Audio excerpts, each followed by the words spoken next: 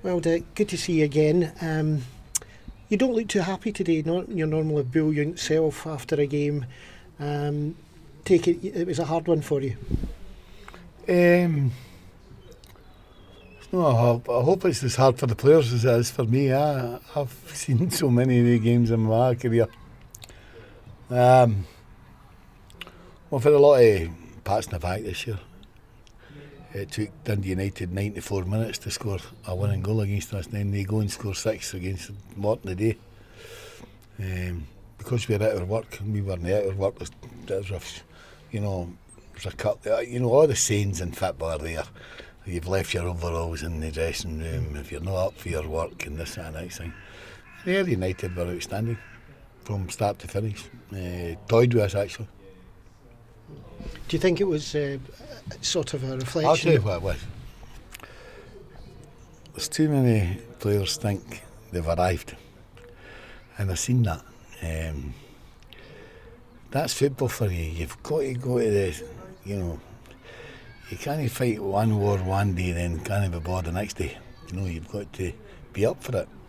And Derek Ferguson told me before the game, he says, Dick, Ayr United were exceptional last week. And I take on board what Eric was saying. And they were exceptional today. But they were very, very fortunate that Christmases came early to them, because we're still in the book shit. We never come out the traps for 90 minutes.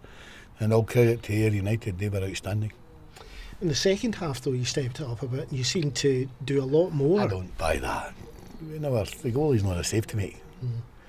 I know you're trying to be very nice to me, but no, I don't. I've earned the right to be respected, and I'm not prepared to accept any team that Dick Campbell puts out on a field of play. First thing they've got to do is get their immediate opponent know that they're in a game. And I thought we've been reading far too many papers, and they let themselves down today, and they let the Arbroath fans down, because last week they were absolutely outstanding. And if that was the case, I would be honest with you as well and say, if I'm expecting it because I seen it last week. But listen, you can talk all day. The biggest power I've got is the power of selection, and you'll see how angry I am next Saturday. Sandy, we had a good chat on Thursday there, and you said this was going to be an extremely tough game to come up here to Arbroath, and it's turned out quite a fantastic result, 3-0, and your first day in charge. How does it feel? Obviously feels great. Winning 3-0 is better than getting beat 3-0, that's for sure. I thought the boys were magnificent, particularly in the first half. We played some free-flowing football, just something similar to the first half at Alloa last week. I don't know if we took Arbroath with a little bit of surprise, but the goals were excellent, executed really well. Alan, two great goals, Stephen, brilliant. And overall in the first half I was delighted. I think the second half it was a different sort of game. Arbroath had a wee bit more of the ball, they put the two boys up front, they hit the boys early, and I think most of there was more of the game played in the second half, an hour and a half. But it was as I said, it was a different style. People getting blocks, getting headers. The two centre backs were fantastic. Our goalkeeper, he's maybe had one or two saves. It was at him. So as far as that's concerned, Alan Forrest, he had loads of the ball in the first half. The second half, he had to work a little bit harder, and that's exactly what he done. You mentioned there Sam Roscoe and Aaron Muirhead. They were a class act this afternoon. I know everyone was talking about that last week as well, the kind of performances they are putting together. It makes it a lot easier to go forward when you've got that at the back. Yeah, definitely so. The last three games, the Dundee United game, that's when they came in as a partnership. That was the first time I think they played as a partnership this season, and the two boys have come in. I'm sure they're enjoying playing with each other, and when I think you've got a partnership and they enjoying playing with each other, they get better, and that's their performances have improved all the time.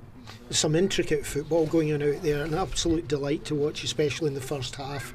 You had Harvey linking up with Forrest, with Moffat, you had Kelly coming into it as well, and Luke McCowan, fantastic move with him and Forrest midway through that second half. Absolutely gorgeous football.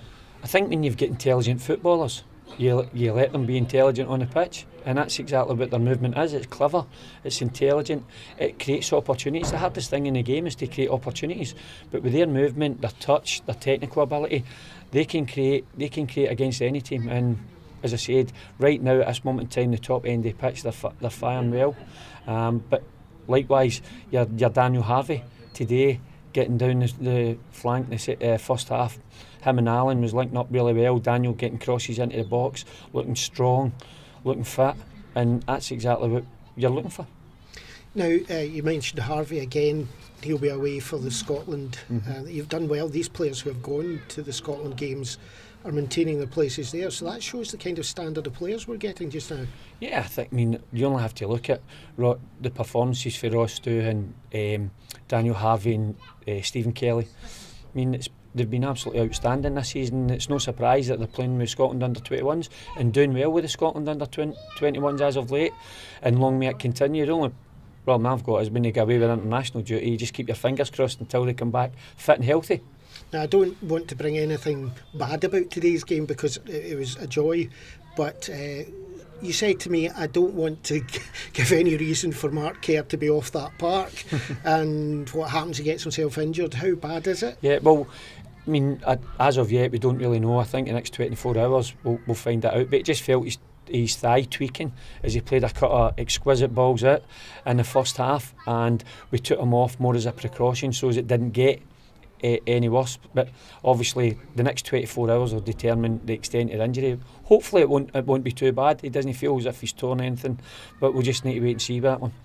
So the bare bones could be going down to the marrow by tomorrow if it goes that kind of way. But you changed it around when you took him off with Andy Geoghegan coming on. You got a chance to really see Jordan Houston playing a game, not just coming on late on, and he did very well. I was delighted with Jordan Houston. I think Bobby Lynn's a very good championship player. I think he causes a lot of teams a lot of trouble, and I think when Jordan came on and playing for how long he did and the standard that he played was absolutely fantastic. I think I can't remember Bobby getting by him too often, and he had good use of the ball. He's got great energy, he's got good legs. No, I was delighted for him. So now on to next week. What do you do from now on? Same as I'd done last week.